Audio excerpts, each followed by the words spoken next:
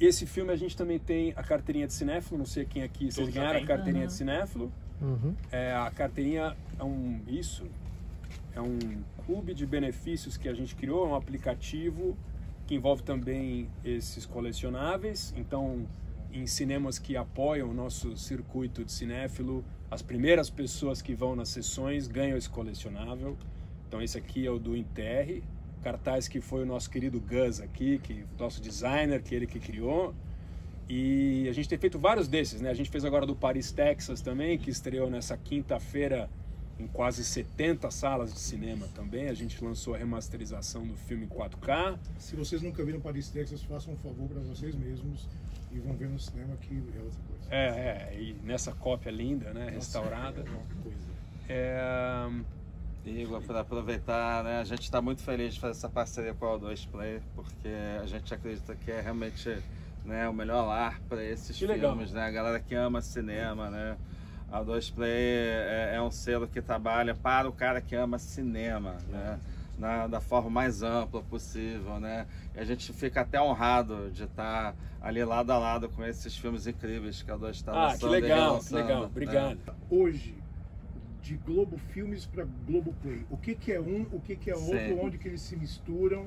Sim, então, o Globoplay é a nossa plataforma de streaming, né? Obviamente é um movimento, um investimento importante ali dentro do grupo, né? Os filmes que a gente está produzindo com a marca Globoplay, eles têm essa característica de serem, são todos, até aqui, né? Todos baseados em livros, né? Foi o Onde Estou Aqui, Vitória, Enterre e o Barba, né? São todos feitos por diretores, né, que já têm uma larga filmografia, prêmio, Walter Salles, Andrusha Waddington, Marco Dutra e Ali Moritiba, né? Então esses filmes, eles têm uma prateleira especial, né? Para nossa alegria, honra, felicidade suprema, essa prateleira foi coroada ali com o Oscar, né? Primeiro Oscar do Brasil. E nunca será um imenso volume. Isso marca os originais do Globoplay. São todos para cinema. Eles chegarão no Globoplay eventualmente. Onde Estou Aqui ficou 5 meses de cinema, Vitória 3, né? Então o tempo que ele tiver vivendo bem nas salas de cinema, ele viverá nas salas de cinema, e quando ele chegar, ele vai chegar no Globoplay na hora que ele tiver que chegar. Então essa é a característica dessa esteira. A Globo Filmes continua, né? A Globo Filmes aí tem mais de quase 30 anos, não mais de 30, quase 30 anos. E em 30 anos a gente já coproduziu, são mais de 500 filmes, né? Então assim, essa atuação continua. E é um outro modelo, é um modelo de coprodução, de parceria, né, com o uso de recursos incentivados, né? A Globo Filmes está inserida no mercado independente do cinema, então esses são os dois braços que a gente tem. O maior volume sempre será a Globo Filmes, mas a gente espera conseguir fazer mais alguns filmes, né, bonitos assim com o Globoplay. Boa. E puder comentar um pouco como o projeto chegou para você? Super. Prazer estar aqui com vocês, né? Eu sou Alex Medeiros, eu cuido dos filmes do Globoplay e da Globo Filmes, né? São duas marcas de cinema que a gente tem, né? Obviamente o Globoplay é a nossa plataforma de streaming, mas todos os filmes que a gente está produzindo com a marca Globoplay são filmes para cinema, né? A gente começou essa linha dos filmes originais com Onde Estou Aqui, né? Depois tem o Vitória, esse será nosso terceiro lançamento. Em breve o Barba Ensopado de Sangue. Acho que uma coisa em comum, são todos filmes feitos para cinema, feitos para tela grande. Todos eles passaram por festivais importantes, todos eles dirigidos por grandes diretores, já consagrados, que já circularam pelo circuito de festival, com uma filmografia extensa, todos eles. E aqui especificamente o Enterre foi um projeto que chegou pra gente um pouquinho depois de a gente ter feito o acordo ali pelo Onde Estou Aqui. Eu pessoalmente já conheci o livro, eu gostava muito do livro da Ana Paula Maia. Na época a Ana Paula Maia tinha feito uma série para o Globoplay chamada Desalma, né? Que foi uma experiência muito bacana ali da gente começar a explorar esse gênero. O Marco é um diretor que já tinha feito outros filmes na Globo Filmes, né? Essas marcas ali, no fundo, assim, o que importa é o filme, né? Então o público não precisa estar preocupado o que é Globoplay, o que é Globo Filmes, né? Tem razões ali estratégicas por trás disso. E isso tudo só para dizer que a Globo Filmes continua lá, a nossa principal marca, porta de entrada em termos de volume, né? Mas uma coisa que eu queria ressaltar, antes de falar rapidamente sobre o filme, o nosso compromisso é com as salas de cinema, né? A gente acredita que, embora a gente esteja usando aqui uma plataforma de streaming para produzir filmes, são filmes que a gente quer que sejam vistos no cinema, e a gente acredita que, né, se eles tiverem uma boa vida na sala de cinema, eles vão ter mais valor para o assinante do streaming. Então é uma coisa que a gente tem repetido muito. Especificamente esse filme, eu acho que o Marco é um diretor sensacional. Acho que ele é um cara que representa um olhar inovador nesse gênero de terror e fantasia, o fantástico, né? Cada filme dele é completamente surpreendente, né? Muitos na parceria com a Juliana Rojas. Esse aqui, ele dirigindo sozinho. Mas eu cada vez me surpreendo novamente quando a gente viu o roteiro, né, o que ele fez ali com o livro, que tem, né, muita coisa, mas ao mesmo tempo é bem diferente e tal. E até quando a gente lançou esse filme em Sitges, né, o grande festival de cinema fantástico, a gente lançou ano passado lá, foi a premiere mundial do filme. A gente falou isso, acho que estava até no release, uma frase assim, cara, o Marco virou o gênero de cabeça para baixo mais uma vez, é o que a gente acredita. Então, enfim, acho que já falei muito, obviamente, né, um elenco maravilhoso, o Celton, né, tem um trabalho, enfim, sou suspeito, mas um trabalho incrível. Acho que é um Celton que ninguém nunca viu nesse filme. Eu acho que ele abraçou ali as coisas mais profundas ali desse personagem. Acho que o trabalho dele é sensacional. A Marjorie, Beth Faria, nossa Gilda, acho que tem um elenco espetacular. Obviamente o Danilo, né, o personagem também incrível, marcante ali da literatura da Ana Paula Maia. Sou fã da Ana Paula Maia. A gente até tentou trazê-la aqui, mas ela tá na Argentina, assinando livros e tal, fazendo o tour dela literário. Mas enfim, uma alegria estar aqui com vocês. Espero que legal. E acho que só complementando essa questão que você fala do compromisso com o cinema, a gente tem uma longa janela, né, do cinema para o streaming também, que é uma coisa que a Globoplay tem garantido para nós, né? Então, estamos aqui trabalhando para divulgar o filme nos cinemas, dia 30 de outubro nos cinemas, né, nas principais praças de todo o Brasil. E agora a gente parte para uma coletiva, por favor. Acho que a gente vai assim. Aplausos aqui para o Marco Dutra e para o Celton Mello, por favor, venham. Fiquem aqui, fiquem à vontade, por favor, bem-vindo. Oi, tudo bom, gente? Desculpa o atraso, gente. Você comanda aqui, Sadowski.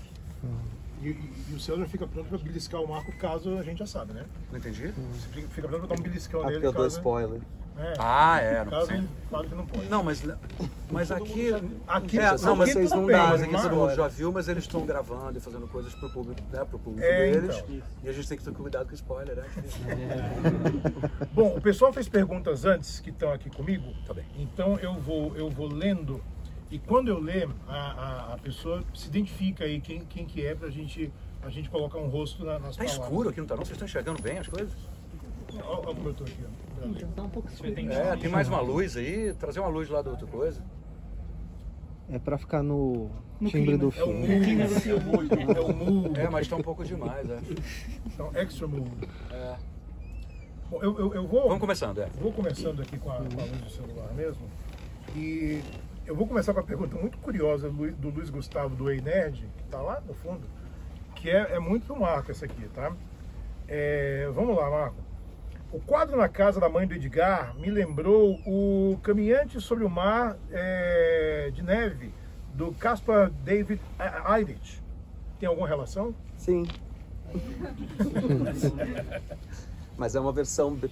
Cruz, bem diluída, porque a gente queria um quadro que fosse algo sublime um pouco, mas que fosse uma versão bem caseira e bem feita à mão, bem familiar, mas que tivesse algum tipo de lastro para remeter a algo que está no nosso imaginário. Esse quadro é um deles, mas eu não arriscaria interpretar conectar o quadro com o filme, mas estou aberto a ouvir interpretações. Vamos lá, cadê o Caco Caruso? O Caco tá ali. O Caco perguntou o seguinte para o Celton. Celton, como é que foi trabalhar pela primeira vez com o Marco Dutra e como você se sentiu quando leu o roteiro pela primeira vez? O que mais te chamou a atenção no Edgar? Primeiro que eu faço questão, é Edgar Wilson. Edgar Wilson, perdão, Edgar Wilson. Edgar Wilson. Bom, eu acompanhava o trabalho do Marco, já fiquei encantado com o trabalho Arcansa, aquele junto com a Juliana, a parceria que ele tem com a Juliana. É um filme de terror, mas é uma crítica social, é uma mistura que eu não lembrava de ter visto. Então eu achei aquilo muito inusitado, muito novo. Boas Maneiras também me causou assim, um espanto e ao mesmo tempo era divertido também, ao mesmo tempo daquela loucura toda. Então assim, já estava de olho, né? já estava um espectador assim, no trabalho dele. Aí ele me mandou esse roteiro. Assim, foi um dos melhores roteiros que eu já li assim, na vida. Roteiro foi um dos melhores roteiros que eu já li na vida. Eu fiquei louco com esse roteiro e foi muito interessante, porque ele me causou encantamento e repulsa. Eu fiquei assim, uau, que filmaço, que história absurda, e esse Edgar Wilson é um personagem extraordinário. Mas não vou fazer esse negócio, não. Sei lá, sangue, esses bichos, esses negócios. Eu falei, não vou, eu não sou exatamente um fã de filmes de terror. Eu não acompanho muito, não vejo tanto. Agora, sei mais porque eu trabalhei com o Marco, então eu aprendi com o Marco. Mas, entendeu? Eu fiquei assim, encantado e meio, não vou meter nisso. E isso tudo para dizer que, na verdade, fazer um filme de terror foi muito mais divertido do que eu supunha. Assim, foi leve, foi leve. Fazer esse filme foi leve, foi divertido. O Marco é uma figura muito doce, muito agradável, assim, no dia a dia, de tocar um set, né, o condutor ali da coisa. Então, assim, Então era um filme denso, mas num ambiente muito agradável, assim. Então, aí eu imagino um pouco a criança, assim, que tem medo do espantalho, e depois que vai ver ali, é um bicho com um feno, é um negócio assim com feno dentro, não precisa ter medo daquilo. Então, eu acho que é um pouco isso. Talvez a repulsa foi um pouco o Celton criança, assim, meio com medo de coisas bobas. E isso tem a ver um pouco com o filme, talvez. Terra e Seus Mortos tem metáforas aí nesse título, nessas coisas. Boa. O Pierre Augusto, do portal Perifacom. Cadê o Pierre? Vamos lá, Marco Dutra. Qual a maior dificuldade em adaptar o livro da Ana Paula? Adaptar, eu acho sempre difícil e é desafiador de várias formas. O lado bom, todas as vezes que eu adaptei, eu tinha, de certa forma, o autor por perto. E com a Ana Paula não foi diferente. Assim, ela leu versões do roteiro e se comunicou comigo e me abriu muitas possibilidades para eu fazer o que eu quisesse. Porque, no fundo, eu não gosto muito da ideia de fazer um xerox do livro, como quando tem... Sei lá, porque as pessoas reclamavam que mudaram um negocinho no Harry Potter e aí não estava igual. E aí, não sei, para mim isso nunca fez muito sentido. Eu sempre achei que são duas linguagens completamente diferentes e tal. No caso do livro da Ana Paula, o que me impactou muito foi o que eu tentei levar para o filme, que é uma sensação de mistério. Existe uma sensação de fim iminente de todas as coisas, que não se sabe bem de onde vem, se é uma coisa bíblica, se é uma coisa climática, se é uma coisa política, se é uma coisa de saúde. E eu estava escrevendo em 2020, então era durante a pandemia, a gente filmou ainda durante... Foi um protocolo de Covid, foi o fim, então tinha uma sensação muito estranha. Teve uma hora escrevendo que eu até falei, gente, será que alguém vai querer... O Alex da Globo tá aqui... Agradeço muito, aliás, você ter querido, porque era um momento complicado e tal, mas eu queria atacar essa sensação de fim, que é uma sensação muito sombria, e ao mesmo tempo expandir alguns elementos enigmáticos que a Ana Paula Maia esboça no livro, e incluir algumas coisas minhas para poder expandir esse universo dramaticamente, porque dramaturgia e literatura são formas muito diferentes. Então foi sim bem difícil de escrever, e eu sei que as pessoas que leem o livro e gostam, veem que tem muita coisa, muita novidade e tal, mas eu sempre estive próximo da Ana Paula Maia e conectado ao livro. Eu andava na filmagem com o roteiro e o livro comigo, inclusive. Sempre abria ali numa página, falava, essa frase aqui de repente dá para botar numa cena e tal. É isso. O Lucas Leite Tinoco do Cine R7, né? Cadê o Lucas? Ali no cantinho. Tá lá no cantinho, vamos lá. O Lucas quer saber do Celton. Celton, qual foi a maior dificuldade em atuar um personagem tão fragmentado num ambiente tão distópico? Eu acho que, bom, primeiro, acho que estamos todos fragmentados num momento muito distópico.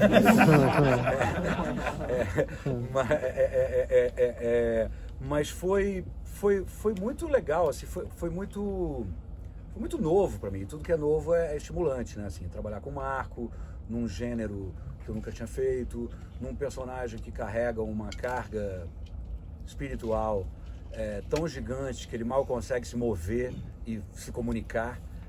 Por isso ele é tão esquisito, porque na verdade ele está lutando contra coisas dentro dele muito poderosas. Então é um personagem que, se você cutucar de um jeito meio errado, nem um longa-metragem daria, porque ele já ia acontecer algo que ia acabar logo num curta.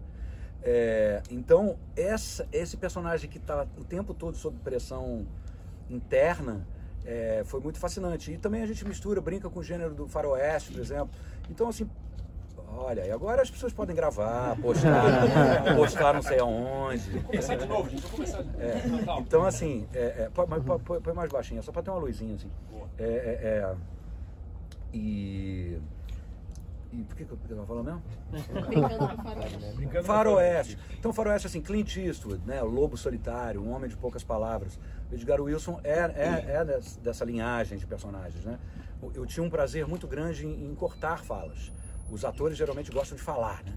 Cadê? Não tem mais fala, não? Queria ter mais fala. Eu queria cortar falas. E eu sempre defendia pro Marco, aqui ele podia não falar. Aqui nada, porque tá dentro. É meio faroeste nesse sentido aí. Sérgio Leone, assim mesmo.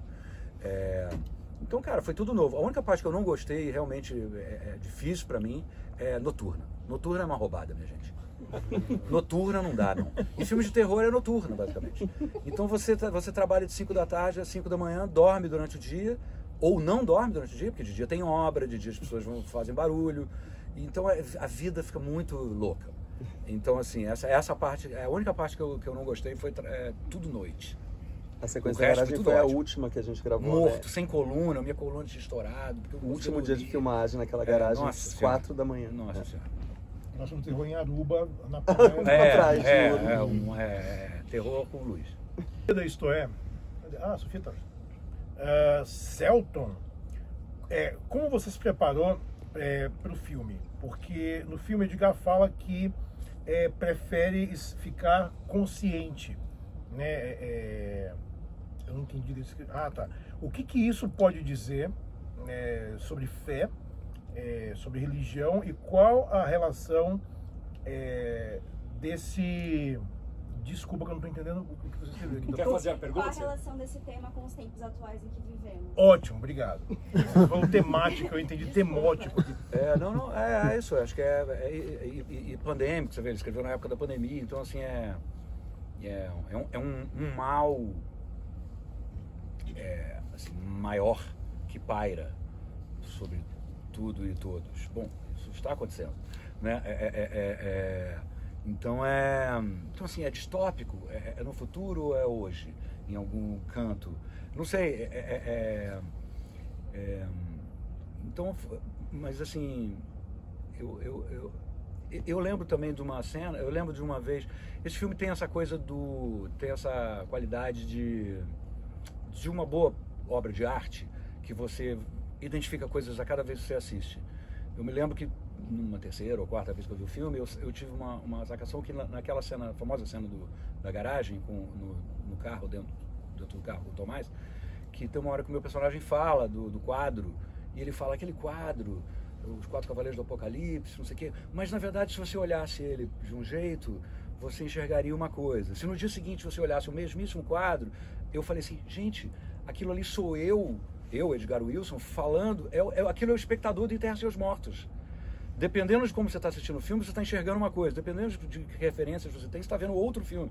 E o outro, outras. Isso é muito de um quadro, de uma obra de arte, né? Isso é muito legal, assim, eu gosto demais disso. Apareceu o Friedrich aqui mais cedo. Eu lembro que a gente falava muito do Bosch, porque eu adoro Bosch. Curte Bosch, Tem essa fala, né? Acho que tem. Você gosta de Ernest Bosch? porque tinha essa coisa do... o Bosch que tem no MASP, que é a Tentação de Santo Antão, aí o Santo Antão tá lá pequenininho no meio, e aí você tem aquelas coisas do Bosch que você tem que ficar olhando, você pode ir até de lupa lá para ver os absurdos e os demônios e as fantasias que estão acontecendo em cada parte.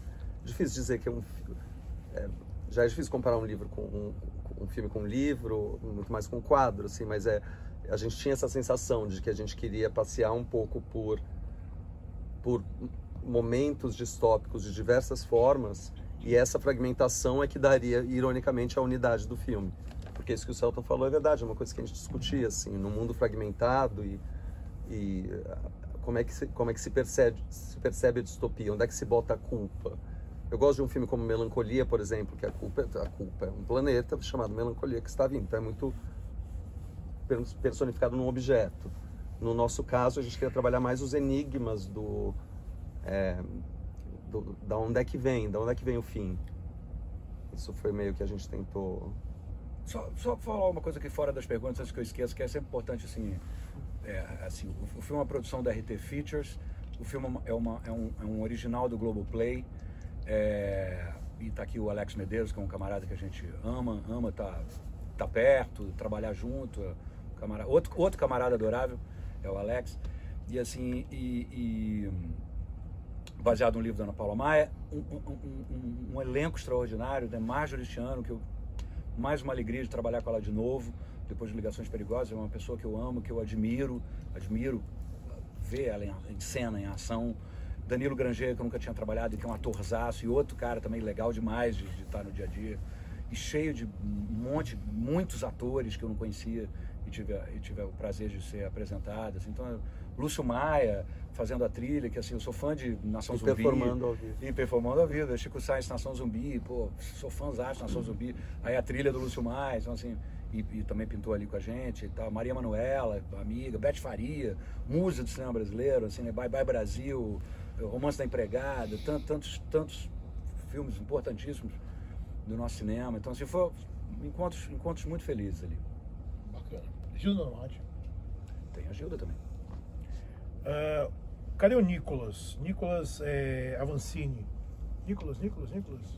Tá ali. Algum parentesco com o Avancini? Nenhum. Quer dizer, não sei, né? Vai ser Foi um dos maiores diretores da televisão brasileira. Total. E o Nicolas perguntou o seguinte: tem muitas cenas externas. Nessas cenas rolou algum perrengue, alguma coisa curiosa que deu treta na gravação? Sim. Tudo que pode dar errado, não é errado. Externa sempre dá, quando não dá. Tem uma que tá até registrada. Que falhou o freio do carro, da caminhonete, lembra? Não. Você não lembra? A gente quase morreu, então, para que eu não... Bom saber, né? Não, nenhuma treta, não tem nenhum problema grave. A questão é filmar. Acho que foi, pra mim, pelo menos, foi a primeira vez que eu filmei tanto na estrada, assim, tanto no... Então você fica mais sujeito ao tempo, sujeito a tudo, sujeito a ter que fechar a estrada, não fechar a estrada. E os planos que a gente desenhou não eram exatamente os mais fáceis do mundo. Um minutinho. O Selton dirigiu pra caramba aquela caminhonete. Não é só câmera car, sabe?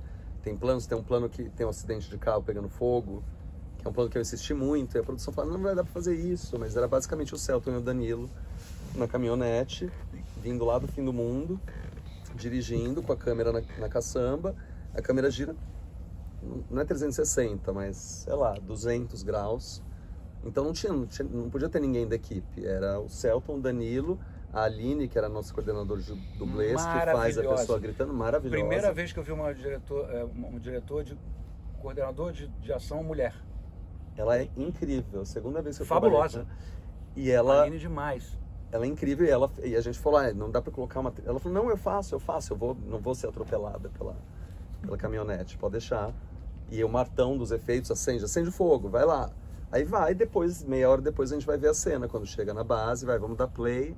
E deu certo, a gente só fez mais um take só por diversão, mas eu acho que eu usei o primeiro, inclusive. Acho que sim. Mas então esse tipo de coisa é desafiador, mas é divertido também, assim, e era parte da intenção do filme trabalhar bem as cenas de espaço, porque o espaço é importante, já que o mundo, algo está vindo para nos esmagar, engolir de alguma forma, é importante colocar os personagens nesses espaços.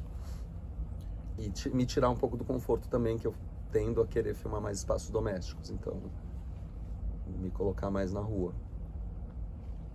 Deixa eu fazer um aqui do André Quental, do Vivente Andante. Acertei, né? Tá aqui. O filme estreou ano passado na Mostra, ele rodou em vários festivais pelo mundo também, teve uma recepção com outros artistas, você mostraram bastante o filme com outros públicos muito diferentes também, até chegar em circuito finalmente agora no Brasil, né? Então, qual que é a importância de você viajar com um filme antes do filme existir para o público? E você mudaria alguma coisa de acordo com a recepção que você teve em algum lugar ou nem? Eu acho que sempre dá... Se eu entrar nessa coisa de querer mexer nos filmes, aí é um caminho meio maluco, tipo, virou George Lucas, sabe? Não para de mexer nunca. Não existe o filme, porque cada vez que você vê o filme tem uma coisa, você não sabe mais que filme é. Mas eu acho que por conta disso eu não mexeria. Esse é o, tipo, o corte, o director's cut é o cut. No meu caso sempre foi assim. Mas, claro que eu posso... Tem cenas deletadas, esse filme tinha muito mais duração, né, Alex? Lembra quando tinha 3 horas e meia? Mas tem coisas que eu gostaria de mostrar para as pessoas como coisas mais completas, porque a gente construiu coisas mais completas nesse universo que podem ser compartilhadas em breve. Mas a coisa de viajar é assim, eu não sei, é uma coisa que se estabeleceu um pouco, de ir lançando os filmes nos festivais e entendendo como é a reação das pessoas, até para desvendar vender para os mercados internacionais também, porque é um jeito para as pessoas que estão lá comprando filmes verem, eu quero lançar no Japão, eu quero lançar nos Estados Unidos, quero não sei o quê. Então é um jeito de fazer o filme existir mundialmente, não só localmente. E isso é legal. E é legal também ver para nós como equipe, é legal ver como as pessoas reagem diferente em cada lugar também. Eu não tenho nenhuma conclusão específica. Eu exibi o filme em Tóquio, foi a primeira vez que eu fui ao Japão e foi muito legal, as perguntas foram muito boas e foi uma experiência muito legal. Não sei dizer exatamente porquê, assim, não conheço o gosto e as maneiras japonesas profundamente para dizer o porquê, mas que tem uma diferença nas leituras, em como os assuntos batem nas pessoas, sempre tem. Porque as pessoas são diferentes, né? O Scorsese fala que nenhum filme é completo, ele é abandonado, né? Tipo, você abandona um filme, porque senão você vai ficar mexendo. Não tem que arrancar. Eternamente. Como que a gente está de tempo, gente? Tem tempo para mais uma? Tem, né? Tem. Depois dessa, tá. Vou fazer uma aqui da Bruna ou Bruna Dolores, gente? Bruna. É Bruna? Sou eu, tá? Desculpa, Bruna. Da Poltrona Nerd. A Bruna lembra que o filme é baseado no livro da Ana Paula, e ela tem uma série de livros com outros personagens também, né? Existe uma vontade de explorar outros personagens da Ana Paula em outros trabalhos? Uma vontade nossa? Olha, eu teria. É uma coisa curiosa, porque quando o segundo livro da trilogia do fim, que é De Cada 500 Uma Alma, saiu, e depois o Búfalos Selvagens, quando saiu o segundo, a gente estava em pré-produção já. E eu conversava com a Ana, e a Ana falava, eu tô bolando uma sequência aí. Eu falei, você não quer me contar, né? E ela já tinha lido o roteiro e tal. E óbvio que quando eu li o segundo livro, eu já falei, nossa, já não... Assim, se for ter uma sequência desse filme, eventualmente, já teria que ser muito, muito diferente em relação ao que ela fez no segundo livro, por razões óbvias, assim, dos destinos de alguns personagens no filme. Mas é um universo muito interessante. Eu li tudo que tinha da Ana Paula Maia até então, para conhecer melhor os personagens, para conhecer melhor especialmente o Edgar Wilson, que está em muitos dos livros. E até teve uma época que eu até fiquei com vontade, assim, de tipo, vamos trazer o Bronco Gil, trazer figuras que aparecem desse universo do Edgar Wilson nos outros livros, mas seria um pouco injusto, porque a gente só tinha os direitos para adaptar em Tese aos Mortos, e não a obra inteira de Ana Paula Maia. Mas eu acho que é uma obra, assim, independente de este filme gerar uma sequência ou não, acho que não é essa tanto a questão, eu acho que é uma obra que dá muito caldo pro audiovisual, assim, em muitas esferas. Dá pra fazer muita coisa baseada nesse universo, que é um universo muito rico da literatura dela. Eu vou encerrar com uma pergunta minha, mas é curioso que boa parte das perguntas é sobre a construção do Edgar Wilson pelo Selton e como que você se atraiu esse personagem, né? Que você já falou assim, mas eu achei muito curioso que isso desperta muito a vontade das pessoas de entenderem qual que é a do Edgar Wilson, né? Qual que é desse personagem. Eu acho que esse mistério é uma coisa que eu acho que vai ser comentada quando as pessoas assistirem ao filme, porque é uma curiosidade que eu notei que é incomum, assim. que é incomum da galera aqui. Então, para vocês dois, pra gente encerrar o nosso soirée aqui, o que vocês tiram do filme quando está pronto e vocês assistem? O que reverbera na cabeça de vocês? Vocês conseguem desassociar do fato de vocês terem feito o filme e mergulhar um pouco na história de certa forma? Não, o que me ocorre é essa que é até uma coisa bíblica, né? O enterre seus mortos veio da Bíblia, né? Da Ana Paula. Eu queria até lembrar, eu tenho isso na minha pesquisa, se alguém lembrar aqui de que livro é da Bíblia, mas eu acho me ajudem, porque eu não consegui lembrar. O que eu quero dizer é um pouco o que eu falei lá antes de medos, assim. Alguns medos são bons, porque eles nos ajudam, né, a não cair nos abismos, né, no refogado. Então, e alguns medos são infantis, são medos do espantalho. E é só um negócio com um feno dentro, né? Nem a pessoa é aquilo lá, é só um troço assim que fizeram. Então acho que isso é legal. E de você conhecer melhor os seus medos, enterrar seus passados, enterrar seus medos infantis, e talvez se avizinhar de outros que estão ali para te proteger, né? Queria agradecer, então. Olha só, mas o que eu tinha para falar era, tipo, eu não sei, quando eu vejo a primeira projeção do filme, a primeira coisa que eu sempre penso, inevitavelmente, é o que eu fiz na minha vida. Mas isso passa, mas é uma sensação minha, meu Deus, um nervosismo que dá, normal, e depois eu vou entendendo, depois eu revisito meus filmes, eu não tenho carinho por todos eles, vira meio filho mesmo. Eu quero encerrar aqui de um jeito especial, que vocês vocês não estavam esperando. Mas eu fiz questão. Então, para encerrar aqui a nossa coletiva, eu queria falar de um fenômeno que aconteceu recentemente, de uma grande atriz desse filme, que é a Gilda Nomassi, que foi divulgar o Enterre Seus Mortos no Festival do Maranhão. Deu grito. E saiu da casinha desse mundo que está tão careta e tão comportadinho, e teve uma atitude tão espontânea, tão Gilda. Mas o que eu acho legal é que isso virou, né? Virou meme. Aí já tem também o Springfield, ela foi parar em Springfield, já tem o meme dela em Springfield, gritando com o Bart Simpson. Realmente é um negócio que viralizou. Mas eu fiz questão de homenageá-la ao vivo. Então nós vamos chamar aqui para vocês conhecê-la. Cadê? Abriu. E entrou aqui a musa do cinema brasileiro.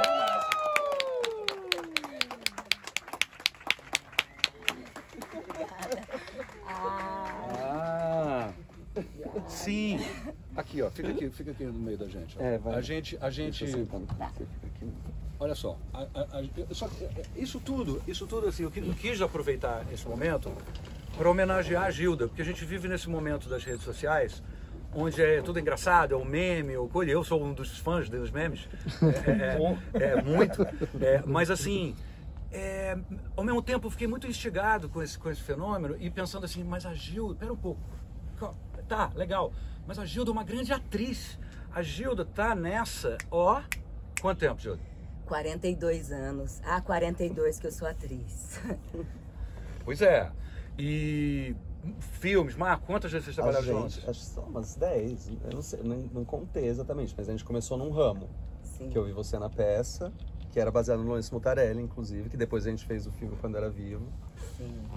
E depois de trabalhar câncer. E que foi minha estreia. Foi sua estreia no cinema. No cinema foi um ramo e minha estreia... Enfim... O Marco me colocou no cinema. Isso eu acho muito legal. E aí eu fiquei defendendo a Gilda ali nas redes sociais, porque todo mundo ficava botando as coisas dela e espalhando os memes dela. E eu falava assim, mas marca a Gilda. Cadê o @ da Gilda? Mas cadê o collab com ela? Porque é o seguinte, Porque a Gilda, assim, ela tá aqui representando a maior parte dos atores brasileiros desse Brasil, que não tem essa visibilidade que eu tenho, por exemplo. O que mais tem no Brasil são Gildas, grandes atores que não têm esse espaço. Então, na verdade, eu achei curioso, assim, e a gente até falou um pouco ali na época que você lançou uma série, que você fazia um personagem super importante e que você não teve tanto destaque. Você estava triste, você falou isso pra mim de um jeito assim, sentido, né? Assim, né? De que você era protagonista ali daquela série e não falavam tanto de você, porque você não tinha tanto seguidor.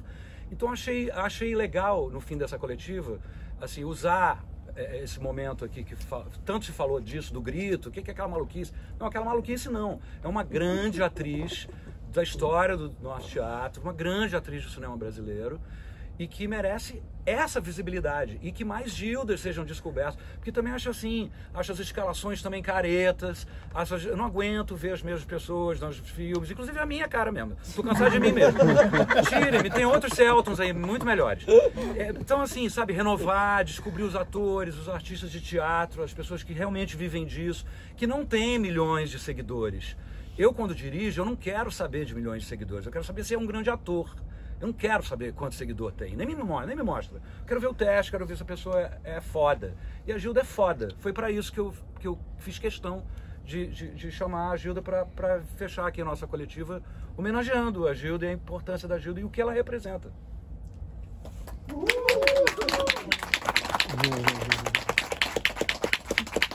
Fala aí algo, Gilda. Meu Deus! E vocês devem imaginar o que é um ator, um artista, um pensador, que é o Celton. Falar de mim faz com que a minha família entenda que eu sou atriz. As coisas são... Ele me dá um lugar que eu luto há tantos anos, mas é tanta generosidade, um grande ator e que está estabelecido, que a gente está dizendo aqui, né, desse lugar de... Eu trabalho muito, eu faço muitos filmes, eu estou agora fazendo uma peça, vou estrear em novembro, fiz uma ópera belga no Teatro Municipal ano passado, eu faço coisas bastante expressivas, mas... Ai, Celton. E para mim hoje estar aqui diante de todos vocês nesse lugar na O2 com o Marco Dutra, que escreve para mim o meu primeiro papel no cinema. Eu já tinha muitos anos de teatro que eu fiz, fiquei no grupo do Antunes Filho durante 8 anos e tinha acabado de sair do grupo e formei uma companhia. E foi lá que o Marco Dutra me encontrou e foi lá que eu fiz a primeira vez uma peça, um trabalho com o Lourenço Mutarelli. E aí o Marco me ligou e falou: Gilda, eu gostaria de te chamar para o filme, é só uma cena, mas é um papel que nós escrevemos para você, Aliciane. Ele estava falando de uma cena e na minha cabeça eu estava pensando, ai, agora eu vou conseguir fazer essa carreira. Aquilo me deu Eu já imaginei tanto que eu cheguei com uma mala que é inesquecível no set, porque eu só tinha que fazer uma cena no supermercado, mas eu levei uma mala de viagem internacional para fazer uma compra no supermercado. Porque eu peguei a chance. Então essa chance aqui de ter uma... É isso que é abertura de quem faz isso, meu Deus, eu tô aqui muito emocionada, porque talvez, ainda que eu não continue vivendo esse momento da viralização, eu para sempre vou ter tido essa experiência que é muito emocionante. Te agradeço demais, é realmente uma coisa assim que eu nem sonhava viver na minha vida. Então ter sido atravessada por esse meme, sendo eu de um período onde nem internet tinha e sendo uma atriz de uma geração que poucas resistiram, porque se vocês olharem atrizes de 18, 20, 30 vão sumindo, né? E ainda mais quando não está nesse lugar que o Selton disse. Bem, então, que todo mundo sabe. E eu sou uma resistência, porque eu resisto de todas as formas, porque eu tenho essa alegria de ser atriz, essa alegria de estar no cinema nacional, essa alegria de fazer filmes com pessoas geniais, como eu tô aqui agora. Obrigada, obrigada, obrigada. E ser reconhecida, tô me sentindo muito homenageada. É isso mesmo. Então, eu quero... Eu gostaria de me jogar aqui no chão, sujar seus pés. Mas eu vou... Eu preciso te dar um abraço, porque você falou coisas assim. Obrigado, você merece. Obrigada demais. Obrigada.